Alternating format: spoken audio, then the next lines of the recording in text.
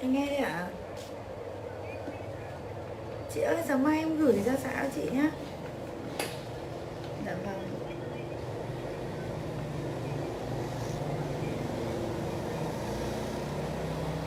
Cái gì hả chị?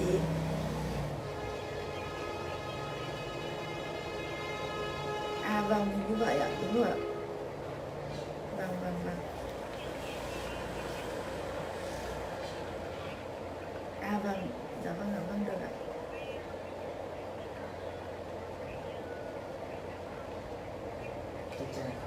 Dạ vâng ạ, dạ. Dạ. Vâng. Livestream các nhạc các bản quyền.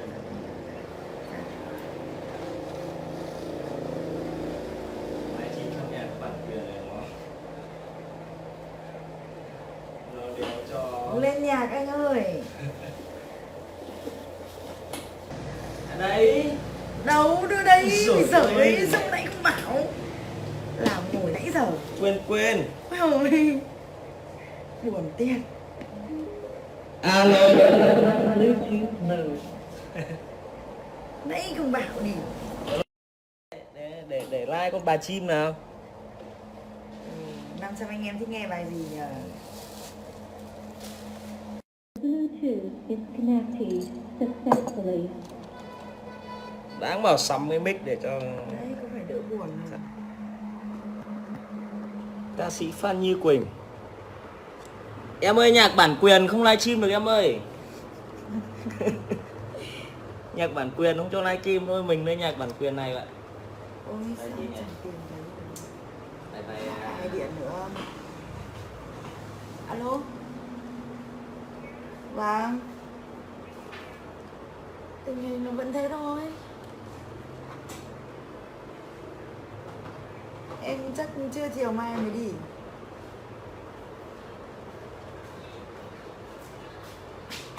Vâng, chị đi.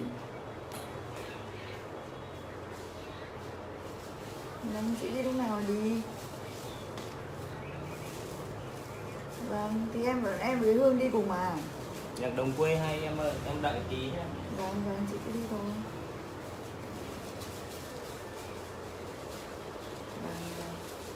Vâng nha chị nha. Vâng. Phải đừng yêu Vâng, nữa. tối thì hẹn nhau trên Hà Nội thôi. Rồi, ok. Phải đừng yêu nữa, em mệt rồi. À hay vậy. Ui, em chẳng tìm thấy làm sao cái máy của em giờ nó bị làm sao rồi. Máy như đơ. Báo việc khổ, đang định deep sau nhạc nó có bản quyền nên là mình không livestream được. Nên nó 300 anh em đang xem.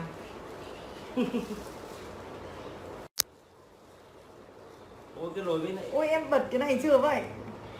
tắt cái echo đi. Echo ấy. Cái này của anh Giữa bật giữa ra. giữa. Giảm cái pin nhá. Hết pin thật. Hết pin thật. Không được vậy. Mãi thì không hết pin. Với sạc căng mà. Đây anh bấm đi.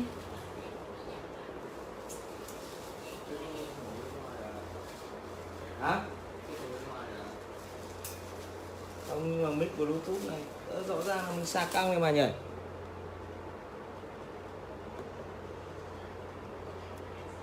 Mic hết pin.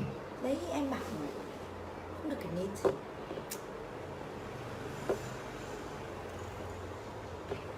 Thôi, tai nghe nhạc mình nghe nhiều thế.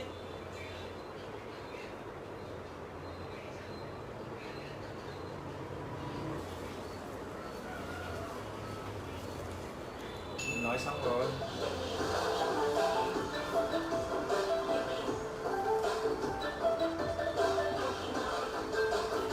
Hôm nay mùng 1/8 anh ơi.